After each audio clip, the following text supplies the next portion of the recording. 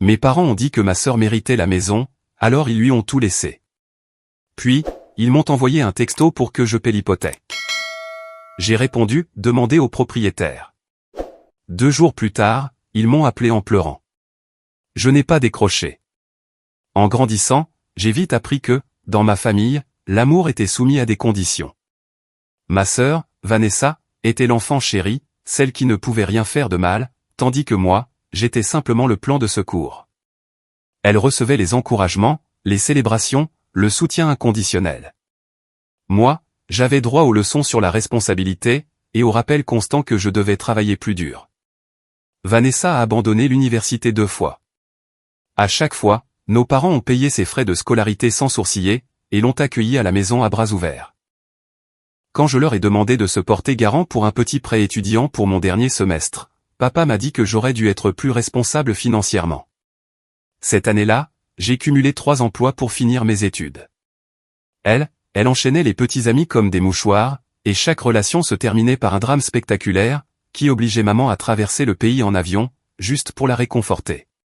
Pendant ce temps, je suis sorti avec Logan pendant 4 ans avant de me fiancer, et le seul commentaire de maman a été que je devrais attendre, parce que j'étais encore jeune. J'avais 28 ans.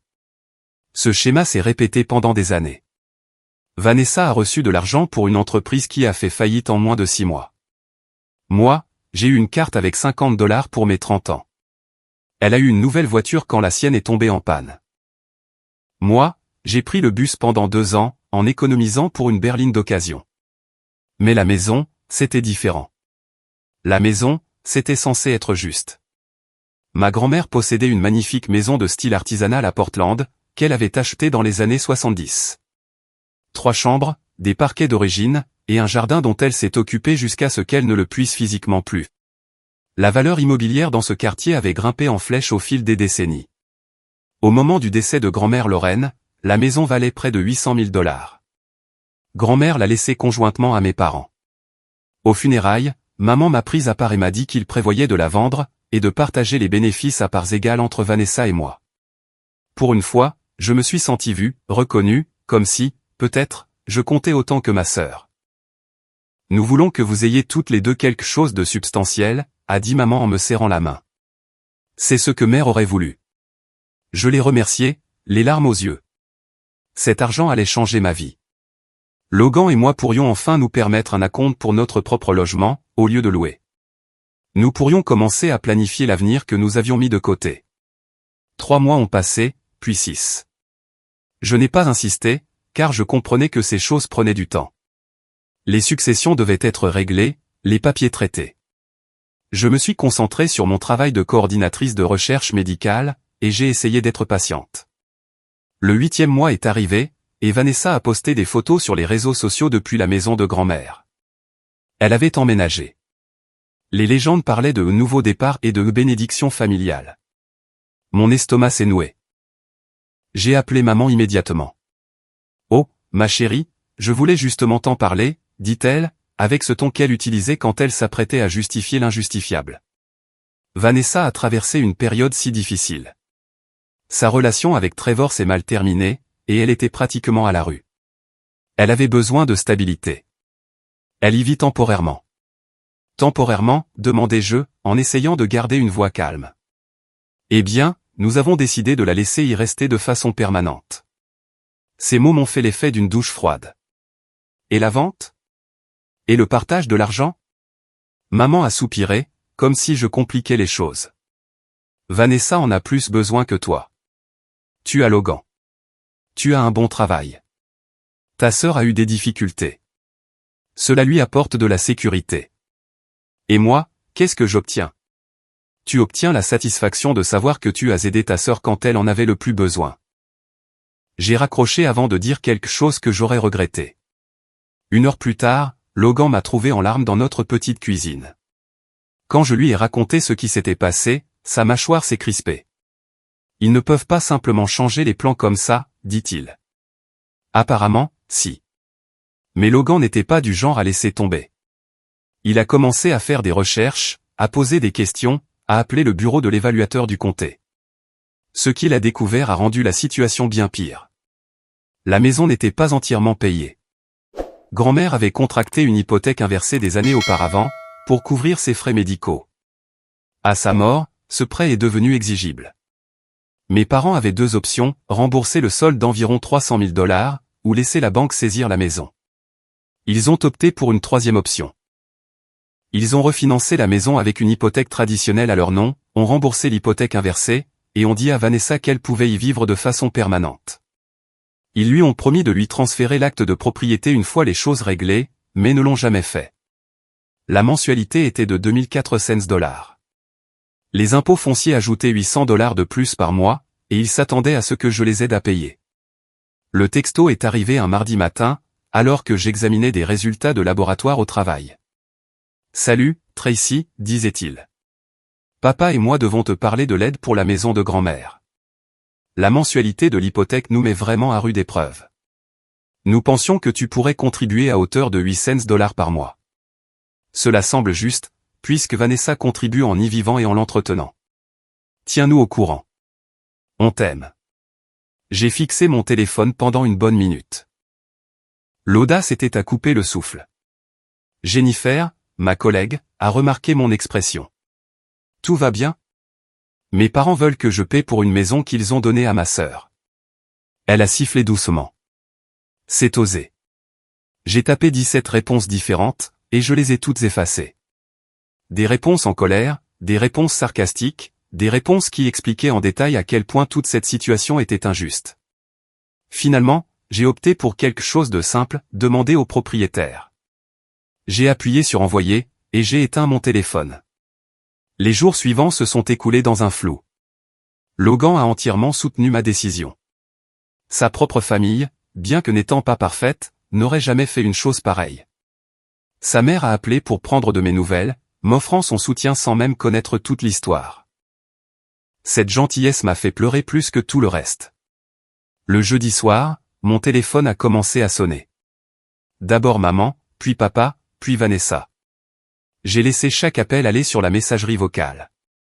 Les textos se sont accumulés. Nous devons en parler comme des adultes. Tu es déraisonnable. La famille s'entraide. Vanessa est très blessée par ton attitude. Ce dernier m'a presque fait rire. Vanessa était blessée. Pas moi. Pas la fille qui avait été systématiquement traitée comme un membre de la famille de seconde zone toute sa vie, pas celle à qui on avait promis quelque chose pour le lui retirer sans discussion. Le vendredi matin, un texto de papa a fait trembler ma main. Ta mère est très contrariée, Tracy. Ce n'est pas ton genre d'être aussi égoïste. Nous t'avons mieux élevé que ça. Appelle-nous immédiatement. J'ai montré le message à Logan. Il a pris mon téléphone et a bloqué tous leurs numéros. Tu n'as pas besoin de cette toxicité, dit-il fermement. Ma tante Patricia, la sœur de maman, a appelé cet après-midi-là. Contrairement à mes parents, elle avait toujours été gentille avec moi. Quand j'ai répondu, je m'attendais à ce qu'elle essaie de me faire culpabiliser en leur nom. Au lieu de ça, elle a dit, « J'ai entendu ce qu'ils t'ont fait, Tracy. Je suis tellement désolée, ma chérie. » La compassion dans sa voix a libéré quelque chose dans ma poitrine.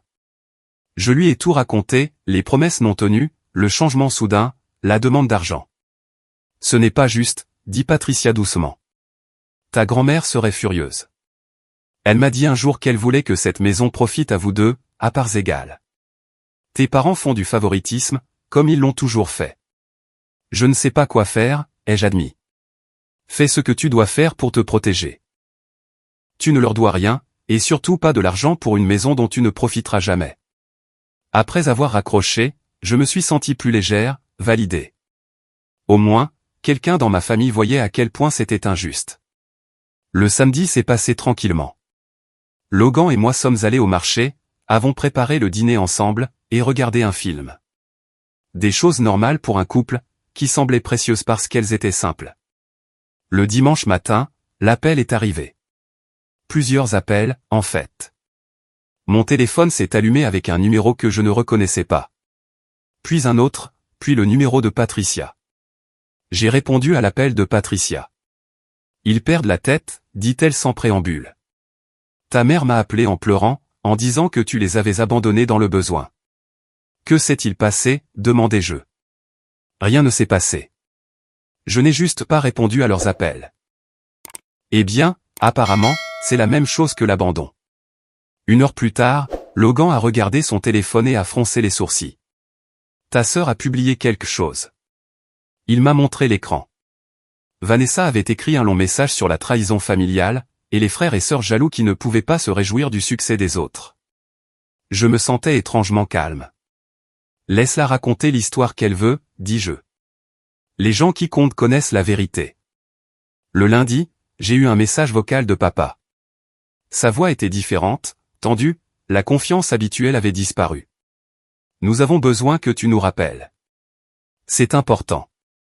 Il y a eu un développement concernant la maison, et nous devons discuter des options. S'il te plaît. Je l'ai effacé. Patricia m'a envoyé un texto le mardi après-midi. T'ont-ils parlé de l'expertise? Quelle expertise, ai-je répondu. Appelle-moi. Je me suis éloigné de mon bureau au travail et je l'ai appelé. Tes parents ont fait expertiser la maison pour les assurances, a expliqué Patricia. Elle est revenue à 950 000 $. Apparemment, Vanessa a vu les papiers et a immédiatement commencé à parler de prendre une ligne de crédit sur la valeur nette de la maison. Tes parents ont paniqué, car ils sont toujours sur l'hypothèque, et ils savaient que si elle ne remboursait pas, ils seraient responsables. Un rire amer m'a échappé. Alors, ils réalisent enfin que leur plan n'était pas si brillant. Ton père a aussi laissé échapper qu'ils ont payé l'intégralité de l'hypothèque eux-mêmes, a ajouté Patricia. Vanessa n'a pas contribué d'un centime. Elle leur a dit qu'elle paierait les charges, et que cela comptait comme sa contribution. 2 400 $ plus les impôts fonciers chaque mois, et elle pense que la facture d'électricité est sa part. D'après Patricia, ma mère voyait enfin ce que tout le monde avait vu depuis des années, Vanessa profitait d'eux. Nous avons parlé encore 10 minutes avant que je doive retourner au travail. L'information pesait lourd dans ma poitrine. Une partie de moi se sentait vengée. Une autre partie se sentait juste fatiguée. Ce désordre était prévisible depuis le début. Le mercredi soir, Logan est rentré pensif, plus silencieux que d'habitude. J'ai réfléchi à quelque chose, dit-il. Est-ce que tes parents ont vraiment transféré l'acte de propriété à Vanessa, ou est-il toujours à leur nom? Je ne sais pas, ai-je admis. Pourquoi? Parce que s'il est toujours légalement à eux, ils pourraient le vendre sans son accord. Et s'ils sont aussi désespérés que ta tante le dit, ils pourraient l'envisager. Il a consulté les registres de propriété du comté en ligne. Ça n'a pas pris longtemps. La maison était toujours au nom de mes parents. Vanessa y vivait simplement. Ils lui ont donné une maison qu'il ne possède pas réellement, a dit Logan lentement. Ou plus précisément, la banque en possède la majeure partie, et tes parents sont responsables des paiements. J'ai compris. Ils avaient promis la propriété à Vanessa sans jamais transférer le titre, ou du moins l'avaient laissé croire à quelque chose qui n'était pas légalement vrai. L'ironie aurait été drôle si elle n'avait pas été si dommageable. Mes parents avaient réussi à créer une situation où personne n'était heureux. Ils étaient coincés à payer une hypothèque qu'ils ne pouvaient pas se permettre, pour une maison où ils ne vivaient pas. Vanessa croyait posséder une propriété de valeur sur laquelle elle n'avait aucun droit légal, et moi, j'étais la méchante pour avoir refusé de financer leur erreur. Le jeudi, un autre appel d'un numéro inconnu. Cette fois, j'ai répondu. Enfin, la voix de maman a retenti. J'essaie de te joindre depuis des jours. J'ai été occupé. Trop occupé pour ta propre mère? Nous devons parler de la situation de la maison, a-t-elle poursuivi. C'est devenu intenable. Je n'ai pas répondu. Ton père et moi ne pouvons pas continuer à payer seuls. Nous puisons dans nos fonds de retraite. Nous avons besoin que tu contribues au moins 5 cents $ par mois. C'est plus que juste. Est-ce que Vanessa contribue, ai-je demandé. Il y a eu une pause. Elle contribue d'autres manières. Donc, non. Elle traverse une période difficile. Elle cherche du travail. Maman, je ne paierai pas pour une maison dont je ne suis pas propriétaire et dont je ne tire aucun bénéfice. Vous avez fait votre choix. Comment peux-tu être si froide, après tout ce que nous avons fait pour toi? Le rire qui m'a échappé m'a surprise moi-même. Tout ce que vous avez fait pour moi? Cite-moi une seule fois où vous m'avez fait passer en premier. Une seule fois où vous m'avez choisi, moi, plutôt que Vanessa. Silence. C'est bien ce que je pensais, dis-je. J'en ai assez. Assez d'être la responsable qui n'obtient rien. Assez d'être le plan de secours. Assez de financer la vie de Vanessa pendant qu'elle ne contribue à rien. Si tu ne nous aides pas, nous allons perdre la maison, dit maman, la voix brisée. Alors vous perdrez la maison, ai-je répondu. Peut-être que vous devriez demander au propriétaire de vous aider. J'ai raccroché, et j'ai immédiatement bloqué le numéro. Cette nuit-là, Logan m'a tenu dans ses bras pendant que je pleurais. Pas de culpabilité, mais de chagrin.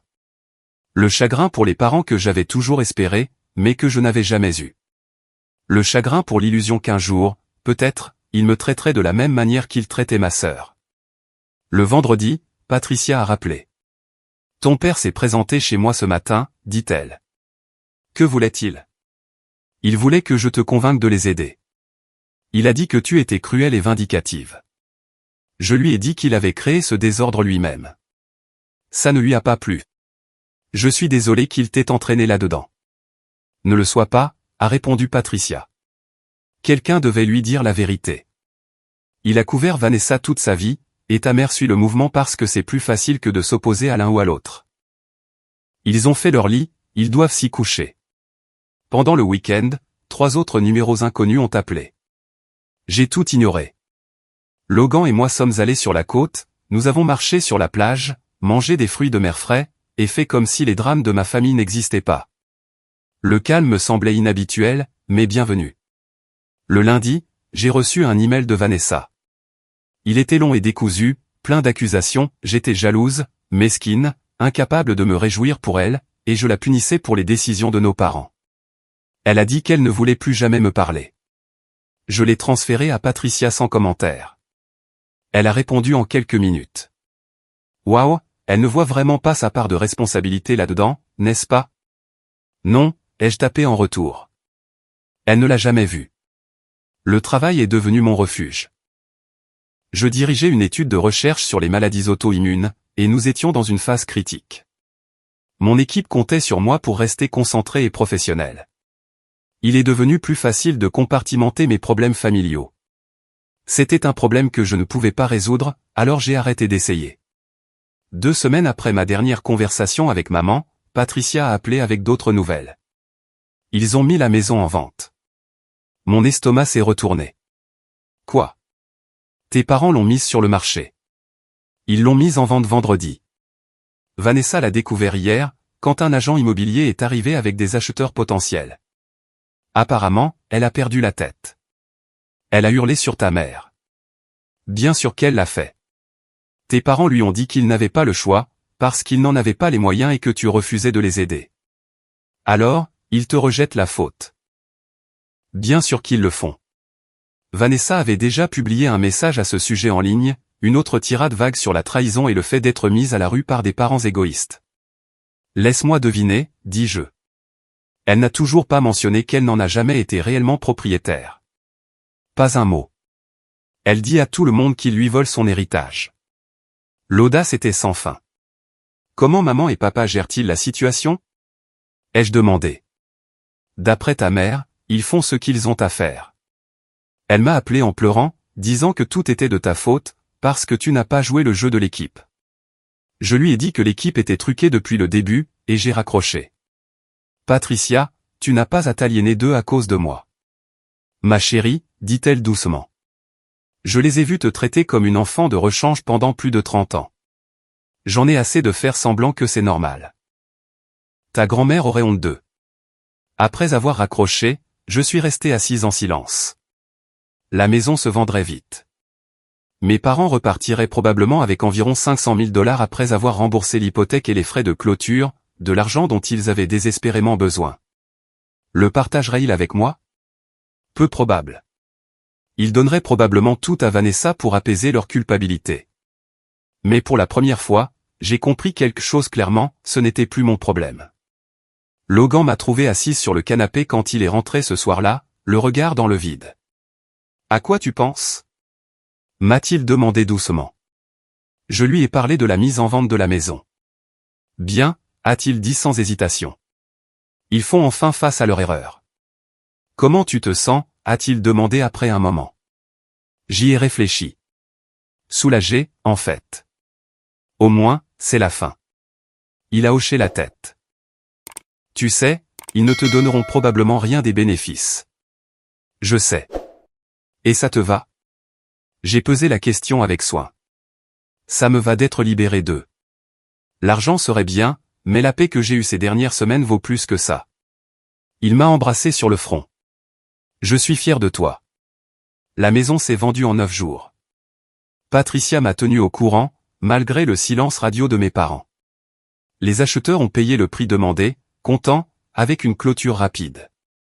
Après avoir remboursé le solde de l'hypothèque d'environ 280 000 $ et les frais de clôture, mes parents auraient enfin une marge de manœuvre pour leur retraite. Vanessa a réemménagé temporairement chez eux. Selon Patricia, ça s'est mal passé presque immédiatement. Elle se plaint déjà que leur maison est trop petite et que le quartier n'est pas assez bien, m'a dit Patricia. Ta mère est à bout, mais elle ne dira rien parce qu'elle se sent coupable. Certains n'apprennent jamais. Ton père a essayé de m'appeler la semaine dernière, a ajouté Patricia. Il voulait savoir si j'avais eu de tes nouvelles. Je lui ai dit non, et j'ai suggéré que s'il voulait te parler, il devrait d'abord essayer de s'excuser. Il a dit qu'il n'avait rien à se reprocher. Ça m'a blessé, mais pas autant que ça l'aurait fait un mois plus tôt.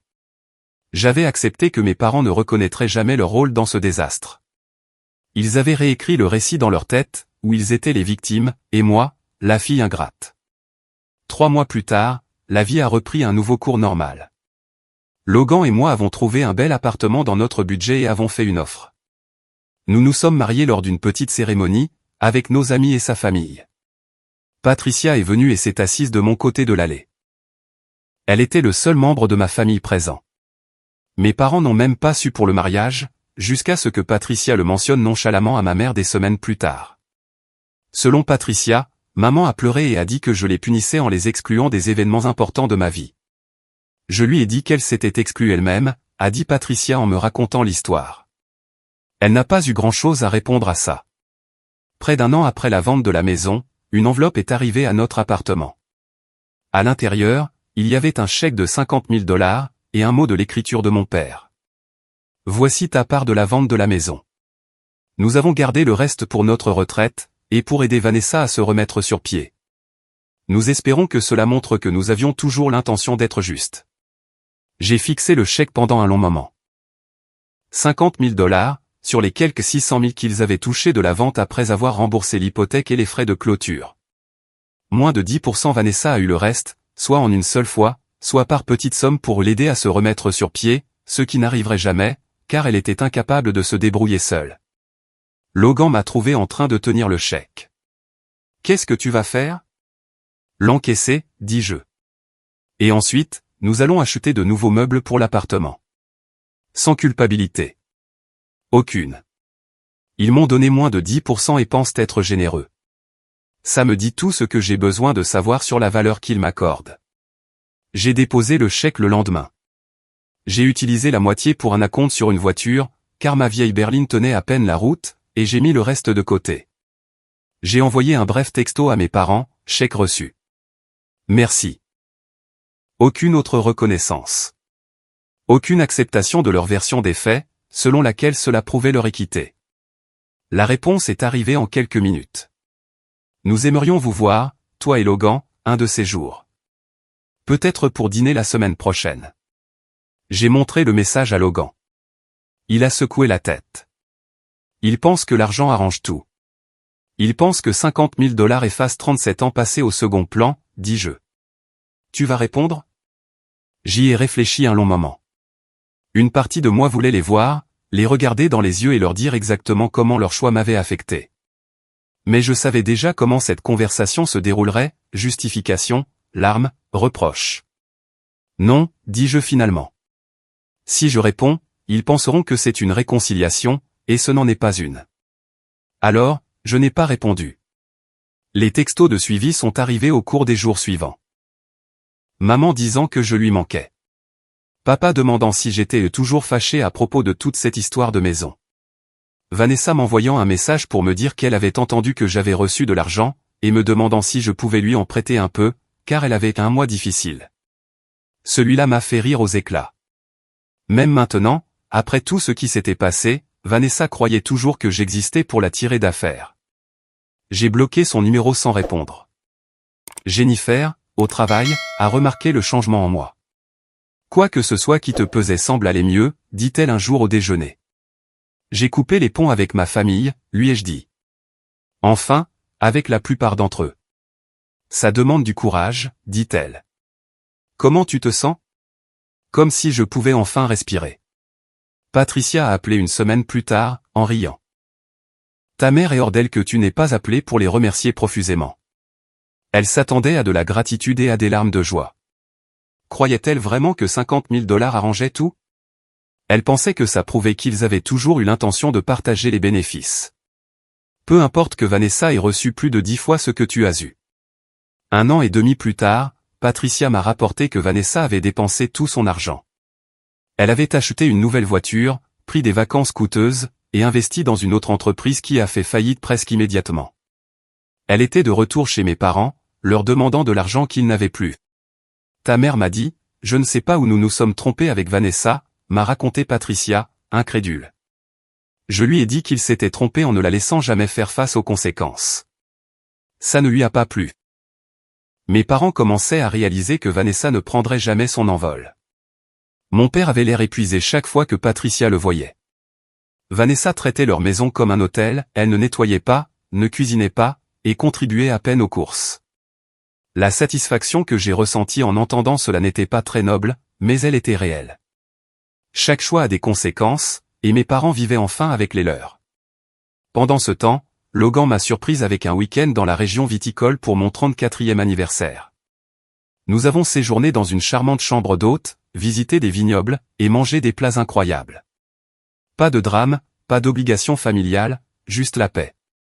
Sur le chemin du retour, Logan a abordé un sujet que j'évitais. As-tu pensé à ce qui se passera quand tes parents auront vraiment besoin d'aide? A-t-il demandé. Quand ils seront trop vieux pour s'occuper d'eux-mêmes. C'est pour ça qu'il y a Vanessa, dis-je, en gardant les yeux sur la route. Tu sais qu'elle ne le fera pas, ce n'est pas mon problème. Ils ont fait leur choix sur qui méritait leurs ressources et leur soutien. Logan est resté silencieux un moment. Je veux juste m'assurer que tu y as bien réfléchi, pour qu'il n'y ait pas de surprise plus tard. J'y ai pensé, dis-je. Patricia s'en occupera probablement le moment venu. Elle est gentille comme ça. Mais je leur ai déjà donné assez de ma vie. Il a hoché la tête, acceptant ma décision. La vie a continué. Logan et moi avons tous les deux eu des promotions au travail. Nous avons commencé à parler sérieusement d'avoir des enfants. Nous avons fait un voyage en Irlande dont nous rêvions depuis des années. Nous avons construit une vie basée sur le respect mutuel et un véritable partenariat. Des numéros inconnus appelaient encore de temps en temps. Je ne répondais jamais. Les messages vocaux étaient toujours les mêmes, quelqu'un qui voulait de l'argent, du temps, de l'attention, de la validation. Je les effaçais sans les écouter jusqu'au bout. Patricia est restée mon seul lien avec ce côté de la famille. Elle avait essentiellement choisi son camp, et même si je me sentais coupable au début, elle m'a assuré qu'elle cherchait une excuse pour prendre ses distances depuis des années. Ils sont épuisants, m'a-t-elle dit un après-midi autour d'un café. Avec eux, tout est un drame. Est-ce qu'ils demandent parfois de mes nouvelles, ai-je demandé. Elle a hésité. Parfois, ta mère se demande si tu finiras par revenir. Ton père dit que tu es têtu et que tu gardes rancune. Vanessa prétend que tu as toujours été jalouse d'elle. Aucun d'eux ne pense avoir fait quoi que ce soit de mal. Pas même un peu. Près de 3 ans après avoir envoyé ce texto demandé au propriétaire, j'ai eu ma fille. Ruby est venue au monde, en bonne santé et parfaite, et la tenir dans mes bras m'a fait comprendre quelque chose de douloureusement clair, je ne pouvais pas imaginer aimer un enfant plus qu'un autre. Je ne pouvais pas concevoir de créer une hiérarchie de valeurs entre mes enfants. Cette prise de conscience m'a frappé avec une force silencieuse et dévastatrice. C'est ce que mes parents n'avaient pas réussi à faire. Patricia est venue voir Ruby à l'hôpital. Elle a apporté des fleurs et une magnifique couverture faite à la main. Elle a pleuré en la tenant, lui murmurant qu'elle était aimée et désirée. Tes parents ne savent pas, a dit Patricia doucement. Non. Tu vas leur dire? J'ai baissé les yeux sur le petit visage de Ruby. Peut-être un jour, mais pas maintenant. Je ne veux pas de leur amour conditionnel près d'elle. Patricia a hoché la tête. tu la protèges. C'est ce que font les bonnes mères. Les parents de Logan sont devenus des grands-parents incroyables. Ils rendaient visite souvent, gardaient Ruby quand nous avions besoin d'aide, et la couvraient de cadeaux adaptés à son âge et d'une affection sincère. Les voir avec elle était doux amer. C'est à ça que devait ressembler une famille, ce que je méritais depuis le début, mais que je n'avais jamais reçu. Pour le premier anniversaire de Ruby, un colis est arrivé sans adresse d'expéditeur. À l'intérieur, il y avait une carte adressée à notre petite fille et une obligation d'épargne de $100. C'était signé par mes parents. Le mot disait qu'ils espéraient que nous pourrions nous réconcilier pour le bien de Ruby. J'ai tout jeté. Logan a haussé un sourcil. Tu ne vas même pas encaisser l'obligation? C'est un acompte sur le contrôle, dis-je. Ils pensent que $100 leur achètent un accès à notre fille. Ce n'est pas le cas. Et s'ils se présentent ici? Ils ne le feront pas, dis-je. Cela demanderait de l'effort et de l'humilité, deux choses qu'ils n'ont pas. J'avais raison. Ils ne se sont pas présentés. N'ont pas appelé. Le colis était leur seule tentative de contact, un geste symbolique qui demandait un effort minimal et leur permettait de dire aux gens qu'ils avaient essayé. Patricia a mentionné que Vanessa sortait avec quelqu'un de nouveau, quelqu'un avec de l'argent. Mes parents étaient ravis, planifiant déjà un avenir où cet homme résoudrait tous les problèmes de Vanessa en l'épousant et en subvenant à ses besoins. Ils n'ont jamais appris, a dit Patricia sèchement. Il finira par comprendre qui elle est et s'enfuira. Ils le font toujours. 6 mois plus tard, la prédiction de Patricia s'est réalisée. La relation a pris fin. Vanessa a réemménagé chez mes parents pour la 3e fois. Elle avait 36 ans. Mes parents, maintenant à la fin de la soixantaine, étaient piégés. Leur retraite était confortable, mais pas luxueuse, surtout avec un enfant adulte qui drainait leurs ressources. Selon Patricia, ils avaient visiblement vieilli. Le stress se voyait. Une partie de moi se sentait vengée. Ils avaient choisi cette vie en protégeant Vanessa pendant des décennies.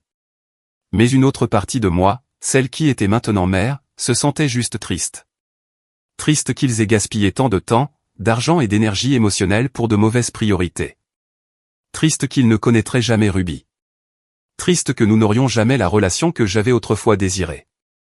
Ruby a eu 2 ans, puis 3. Elle était brillante, drôle et gentille. Logan et moi avons parlé d'avoir un autre enfant. La vie était belle, paisible, sans drame. Puis Patricia a appelé un soir avec des nouvelles. Ta mère a eu une alerte de santé, dit-elle. Rien de mortel, mais ça les a tous les deux secoués. Elle a parlé de regrets, de toi. Elle aimerait que les choses soient différentes. Mais elle n'admettra toujours pas qu'ils ont fait quelque chose de mal. Elle présente ça comme un malentendu qui a mal tourné. Un malentendu, ai-je répété. Ton père est plus têtu. Il dit, elle a fait son choix, elle devra vivre avec.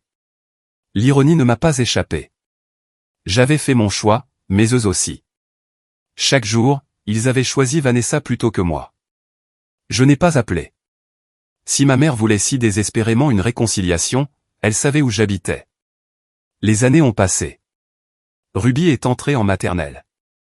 Nous avons acheté une maison avec un jardin et une balançoire. Logan a eu une autre promotion. J'ai publié 2 articles dans des revues médicales réputées.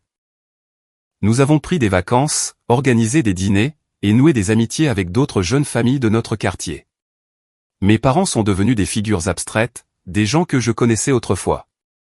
Patricia donnait des nouvelles de temps en temps, Vanessa vivait toujours avec eux, toujours sans emploi, causant toujours des problèmes. La santé de mes parents déclinait. Ils se posaient des questions sur leur petite fille, mais ne décrochaient jamais le téléphone. La lettre est arrivée un mardi, l'écriture de Patricia sur l'enveloppe. À l'intérieur, un mot, ton père a eu un AVC. Il est stable, mais le pronostic n'est pas bon. Ta mère te réclame. Je lui ai dit que je transmettrais l'information, mais que je ne pouvais pas te forcer à venir. Quelle que soit ta décision, je te soutiens. Je suis restée assise à la table de la cuisine, tenant la lettre pendant un long moment. Ruby était à l'école. La maison était calme. Je pouvais y aller. Je pouvais me présenter à l'hôpital et être la plus intelligente.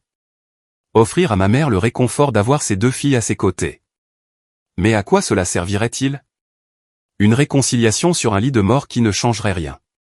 M'exposer à la présence de Vanessa, ouvrir la porte aux exigences, aux attentes et au contrôle. J'ai appelé Patricia à la place. Je n'irai pas, dis-je. D'accord, répondit-elle simplement. Veux-tu que je leur dise quelque chose? Dis-leur que j'espère qu'il se rétablira. C'est tout. Ta mère sera dévastée. Elle a eu des années pour me contacter, des années pour s'excuser. Ça ne change rien. Patricia a soupiré. Tu as raison. C'est juste que je déteste la voir souffrir. Je déteste qu'elle souffre aussi, dis-je. Mais je ne peux pas sacrifier ma paix pour qu'elle se sente mieux. C'est ce qu'elle a toujours attendu, et j'en ai assez de céder. Papa a survécu à l'AVC, mais est resté partiellement paralysé. Il est rentré à la maison, nécessitant des soins importants. Selon Patricia, Vanessa était inutile. Elle se plaignait du matériel médical qui encombrait la maison et passait la plupart de son temps dans sa chambre. Maman, maintenant âgée de 71 ans, est devenue l'aide-soignante principale de papa, tout en gérant la maison et la dépendance continue de Vanessa. Elle est en train de s'épuiser, m'a dit Patricia lors d'un de nos appels. Elle n'arrête pas de dire qu'elle aimerait que tu sois là pour l'aider. Je lui ai dit qu'elle avait elle-même coupé les ponts. Comment a-t-elle réagi? Elle a pleuré. Elle a dit qu'elle avait donné la maison à Vanessa parce qu'elle pensait que tu étais plus stable et que tu n'avais pas besoin d'aide. Qu'elle avait fait une erreur, mais qu'elle ne savait pas comment la réparer. L'erreur, ce n'était pas la maison. C'était chaque choix qui l'avait précédé. Ruby avait 7 ans quand mon père est mort. Patricia a appelé pour me l'annoncer. J'ai ressenti un mélange complexe de chagrin et de soulagement. Le chagrin pour le père que j'avais voulu mais que je n'avais jamais eu. Le soulagement que sa souffrance soit terminée. Le soulagement de ne jamais avoir à décider de me réconcilier ou non. Je ne suis pas allé aux funérailles.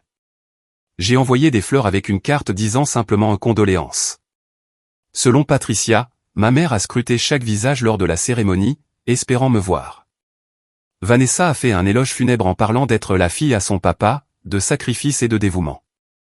Patricia a dit que c'était nauséabond. La succession était simple. Papa avait une assurance vie qui a versé 200 000 $. Ma mère a reçu la moitié. Vanessa a reçu l'autre moitié. Je n'étais pas mentionné. Je ne m'attendais à rien, mais ça m'a quand même piqué. La santé de maman a rapidement décliné après la mort de papa. De petits AVC l'ont laissé confus et fragile. Patricia m'a tenu informé sans jamais me presser de lui rendre visite. Elle a demandé de tes nouvelles parfois, a dit Patricia. Elle a demandé si tu avais appelé. Comprends-elle pourquoi je ne l'ai pas fait? Je ne pense pas. Je pense qu'elle croit qu'assez de temps s'est écoulé, et que tu devrais être passé à autre chose. On ne se remet pas d'avoir été traité comme inférieur toute sa vie. Vanessa a dépensé son héritage de l'assurance vie de papa en moins d'1 an. Patricia m'a dit qu'elle avait acheté une autre voiture, fait plusieurs voyages, et investi dans une autre entreprise qui a fait faillite presque immédiatement. Elle a dépensé 100 000 $ comme si de rien n'était. Quand l'argent a été épuisé, elle est retournée demander de l'aide à maman, de l'argent que maman n'avait pas. Patricia est intervenue et a expliqué la réalité financière, les économies de maman étaient épuisées. La sécurité sociale couvrait à peine ses besoins de base. Il ne restait plus rien à donner. Vanessa a déménagé dans un accès de rage, prétendant que tout le monde s'était retourné contre elle. Elle a trouvé un appartement qu'elle ne pouvait pas se permettre, et un travail à temps partiel qui a duré 3 semaines. Le cycle a continué, mais cette fois sans le filet de sécurité de mes parents. Maman a vécu seule dans la maison pendant 2 ans avant que sa santé ne décline au point où elle a eu besoin d'une maison de retraite médicalisée. Patricia s'est occupée de toutes les dispositions. Vanessa était injoignable, et j'ai maintenu mes distances. Patricia a vendu la maison de maman pour couvrir les frais de la maison de retraite. Elle n'arrête pas de te demander, m'a dit Patricia après avoir installé maman. Elle dit qu'elle a besoin de te voir pour t'expliquer. Expliquer quoi, ai-je demandé. Comment elle a choisi Vanessa plutôt que moi toute ma vie? Comment elle s'attendait à ce que je finance une maison dont je ne profiterai jamais? Comment elle a donné mon héritage sans discussion? Je n'ai pas besoin d'explication. Elle est en train de mourir, a dit Patricia doucement. Le mot pesait lourdement entre nous. Je sais, dis-je finalement. Et je suis désolé qu'elle soit en train de mourir, mais me présenter maintenant n'efface pas le passé. Ça fait juste de moi la fille qui est revenue quand c'était pratique, et ce n'est pas qui je suis. Patricia est restée silencieuse un moment. Je t'aime. Tu le sais. Et je soutiens ta décision. Je veux juste m'assurer que tu ne le regretteras pas plus tard. J'aurais peut-être des regrets, ai-je admis, mais j'en aurais plus si je retournais en arrière et que je m'exposais, moi et ma famille, à leur toxicité une fois de plus. Ruby avait 10 ans quand maman est décédée. Patricia a appelé pour me l'annoncer. J'étais calme, d'une manière qui m'a surprise. Comment te sens-tu, m'a-t-elle demandé doucement. Comme si un chapitre de ma vie s'était enfin refermé, dis-je. Est-ce que c'est terrible? C'est honnête, a répondu Patricia. Il n'y a pas de bonne façon de faire le deuil d'une relation compliquée. Je ne suis pas allé aux funérailles. Vanessa pouvait avoir son moment, jouer la fille endeuillée sans que ma présence ne complique le récit. Patricia m'a dit plus tard que l'éloge funèbre de Vanessa dépeignait maman comme une sainte qui avait tout sacrifié pour ses enfants. Plusieurs personnes qui connaissaient la vraie histoire ont levé les yeux au ciel. Une de ses amies m'a demandé où était l'autre fille, a dit Patricia. Je lui ai dit que tu vivais ta vie. La succession de maman était minime. La maison de retraite avait presque tout consommé. Il restait environ 15 000 $ après les dernières dépenses. Ils sont allés à Vanessa par défaut. Je n'ai pas contesté.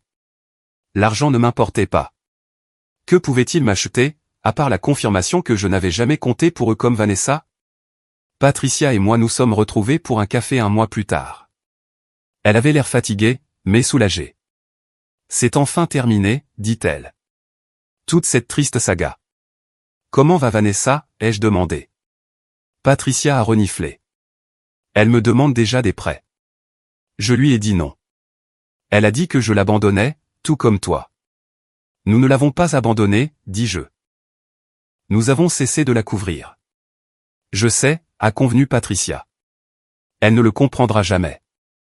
Nous sommes restés assises en silence un moment, deux femmes qui avaient survécu à un système familial toxique en fixant des limites et en partant. As-tu des regrets, a demandé Patricia. J'y ai réfléchi attentivement. Je regrette que mes parents ne m'aient jamais aimé comme ils aimaient Vanessa.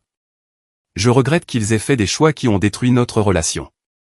Mais je ne regrette pas de m'être protégé, moi et ma famille. Je ne regrette pas d'avoir dit non.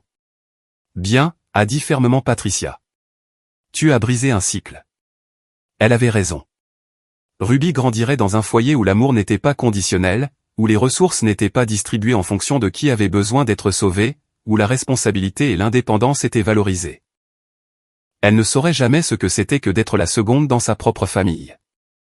Cela valait tout ce que j'avais perdu.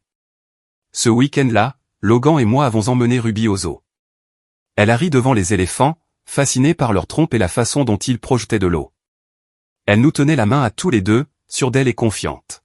« Maman, pourquoi on est heureux ?» a-t-elle demandé soudainement. « Parce qu'on sait les uns les autres, lui ai-je dit, et c'est tout ce dont on a besoin. » C'était la chose la plus vraie que j'ai jamais dite. Dans des années, Ruby posera peut-être des questions sur mes parents, sur pourquoi elle n'a jamais rencontré sa grand-mère et son grand-père. Je lui dirai la vérité, d'une manière qu'elle pourra comprendre, que parfois, les familles ne traitent pas tout le monde équitablement, et que parfois, le choix le plus sain est de s'éloigner. Mais je lui dirai aussi qu'elle vient d'une lignée de force, que sa mère a appris à s'estimer assez pour exiger mieux. Que l'amour sans respect n'est pas vraiment de l'amour. Le cycle s'est arrêté avec moi. Quelles que soient les erreurs que je commettrai en tant que parent, Ruby ne doutera jamais qu'elle compte, qu'elle est suffisante, qu'elle mérite tout ce que ce monde a de bon à offrir. Mes parents m'ont appris ce qu'il ne fallait pas faire. Dans leur échec, ils m'ont donné un plan pour briser les schémas générationnels. J'ai pris cette leçon, et j'ai construit quelque chose de mieux. La vie a continué, de manière calme et stable. Ruby a grandi, plus curieuse, plus réfléchie. Elle posait des questions sur tout, sur le monde, sur les gens, sur la justice. Logan et moi répondions honnêtement, en choisissant nos mots avec soin, toujours conscients de l'exemple que nous donnions. Patricia est restée une présence constante. Nous nous retrouvions pour un café quand nos emplois du temps le permettaient, nous parlions au téléphone quand la vie devenait chargée. Elle n'a jamais insisté, n'a plus jamais remis en question mes choix. Au lieu de cela, elle partageait des histoires, des nouvelles quand il y en avait, et le silence quand il n'y en avait pas. Elle respectait les limites d'une manière que mes parents n'avaient jamais fait. Vanessa s'est complètement effacée de ma vie. De temps en temps, Patricia l'a mentionné en passant. Elle passait d'un emploi à court terme à un autre, d'un appartement à un autre, d'une relation à une autre. Rien ne tenait. Rien ne tiendrait jamais. Les années de sauvetage de mes parents lui avaient appris que l'effort était facultatif, et la responsabilité, négociable. Je ne ressentais plus de colère en entendant parler d'elle. Je ressentais de la distance, une neutralité émotionnelle. Le contraire de l'amour n'était pas la haine. C'était l'indifférence. Ruby s'est épanouie. Elle réussissait bien à l'école, se faisait des amis facilement, et riait souvent. Notre maison était calme, prévisible, sûre. Il n'y avait pas de tempêtes émotionnelles soudaines, pas d'appels téléphoniques chargés de culpabilité, pas d'attentes liées à l'argent ou à l'obligation, juste une chaleur et une constance routinière. Parfois, tard le soir, je pensais à ce à quoi ma vie aurait pu ressembler si les choses avaient été différentes, si mes parents avaient fait plus d'efforts, s'ils avaient été justes, s'ils avaient écouté. Mais ces pensées ne me faisaient plus de mal. Elles me traversaient comme les souvenirs d'un endroit où j'avais vécu autrefois, mais où je ne retournerai jamais. Un soir, alors que je bordais Ruby dans son lit, elle a demandé, « Maman, est-ce que tu as toujours su comment être forte ?» La question m'a prise au dépourvu. Non, dis-je honnêtement. Je l'ai appris. En comprenant ce que je méritais, lui ai-je dit en lui caressant les cheveux, et en n'acceptant rien de moins que ça. Elle a semblé satisfaite de la réponse, s'est tournée sur le côté et a fermé les yeux. C'est à ce moment-là que j'ai su, avec une certitude absolue, que j'avais fait ce qu'il fallait. Je n'avais pas seulement quitté quelque chose de brisé. J'avais marché vers quelque chose de meilleur, vers une vie où l'amour n'était pas conditionnel, où la générosité n'était pas une arme, où être responsable ne signifiait pas être utilisé. Mes parents avaient cru m'enseigner la résilience en me traitant différemment. En réalité, ils m'ont appris les limites. Ils m'ont appris quand partir. Ils m'ont appris que, parfois, la chose la plus courageuse que l'on puisse faire, c'est d'arrêter d'espérer que quelqu'un change. Je ne leur ai plus jamais parlé. Il n'y a pas eu de confrontation dramatique, pas de discours finaux, pas de conversation de clôture. Juste le silence, et puis la paix. Si une réconciliation avait jamais été possible, elle aurait exigé de la responsabilité, de l'humilité, et rien de tout cela n'est jamais venu. Et ça, plus que toute autre chose, était ma réponse. J'ai construit une famille qui, elle, m'a choisi en retour.